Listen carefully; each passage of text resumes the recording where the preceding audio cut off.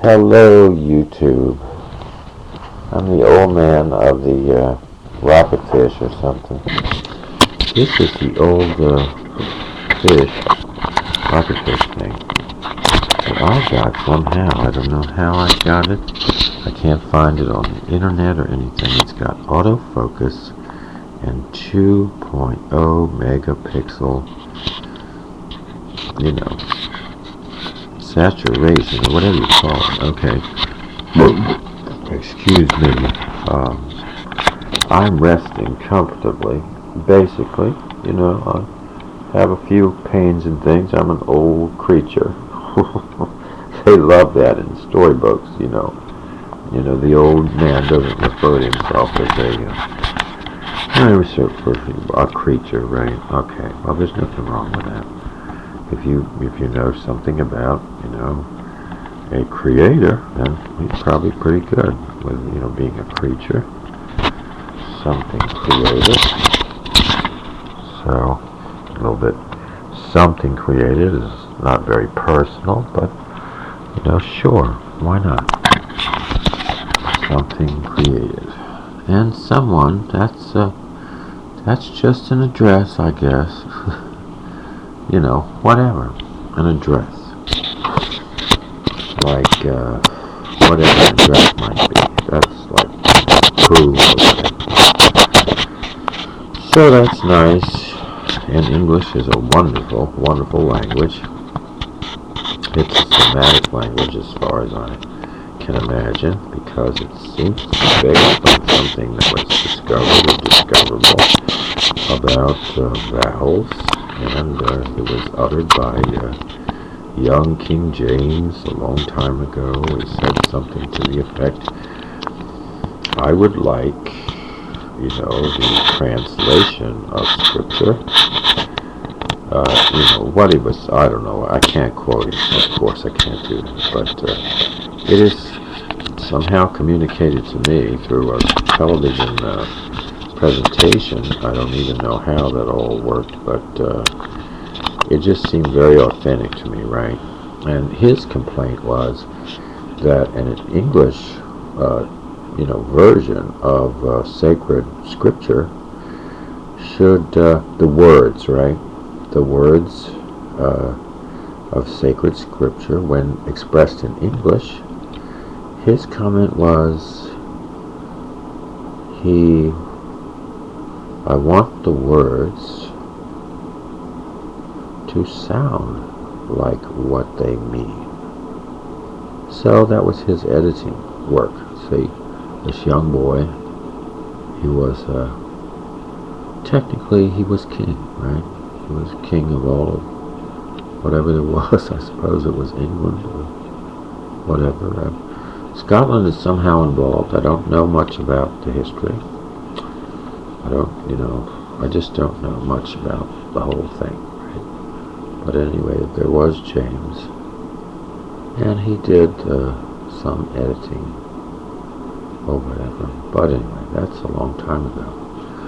But anyway, we still have English. It's got a lot of properties, It's widespread. It's a Semitic language, and if you understand that is its wonderful limitation, that it's a Semitic language. Wow, then you've got a category for English, a worldwide Semitic language. Everybody in there are some people in every country that know some of it, right? I know some of it. I certainly. I'm not an expert on the whole thing. Just think of how many dictionaries you can buy on Amazon.com. Just pick a variety of what kind. You want age, you want title. Just try to explore how many English dictionaries you can find on Amazon.com. There are lots of them. I'm sure I haven't done it all myself because I just go for, ordinary English. I mean, what kind of English can you get out of the unabridged at the library? Well, I, had an interest on that. It's that's like a public domain language. You know what I mean? It's like that's the way we're communicating with each other. You know, what gets recorded in an unabridged dictionary, right? And there's one for every year, as far as I know. So anyway, it's interesting. I don't have a lot of specific jobs for dictionary that are super technical. I don't have that, you know. Some people do. Like, for instance, a medical dictionary. Whoa. Right, okay. Well, there's a place in Washington, D.C. where I guess they've got all of the English medical dictionaries, things like that. But whoa, you know, I'm not a doctor, so, you know, basically,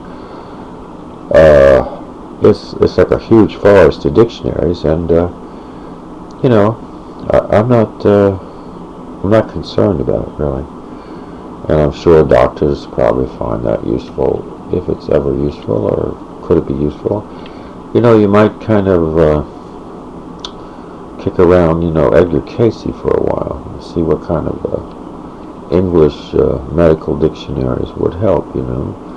I think a lot of that's been done, and I think they found some interesting things through dear old Edgar Casey's sleeping adventures, you know, all that kind of stuff.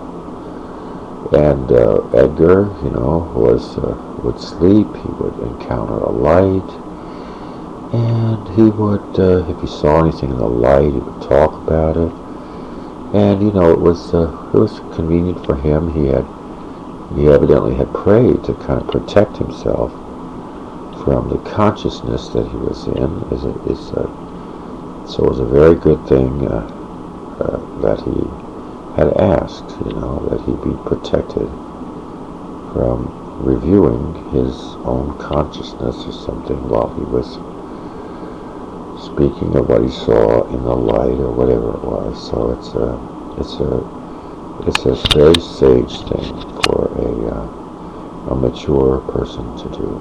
Very sage. From the way he did what he did, right? So in other words, he did something that was terribly dangerous to a sane individual. Terribly, terribly dangerous, right? But he asked somehow that it all go through, and he forget what he was doing there. You know, just let me forget what I'm doing, what I was doing there when I was looking into the light, etc. And maybe, you know, what I saw would be valuable, right?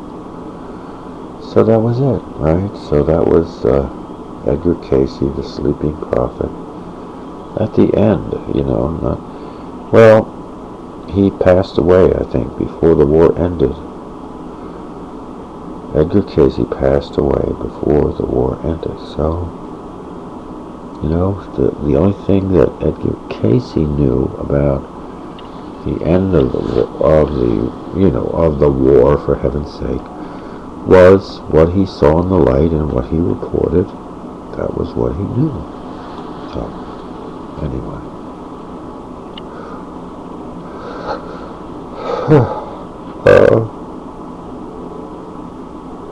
So anyway, I pointed out to someone in a private email, I think it was, I pointed out to someone an English problem. One of the smaller ones that seems to be a modern problem. It's been reported more than once. It's been reported by, users of YouTube, which I think is great because at least, you know, you can see who you're talking to. But anyway, it's a small English problem, very small. And, the first time I encountered this English problem, I was on just a regular, a regular forum, a bulletin board, or whatever it was. And surprise, surprise, I encountered the problem, I believe, I don't know if this is completely accurate,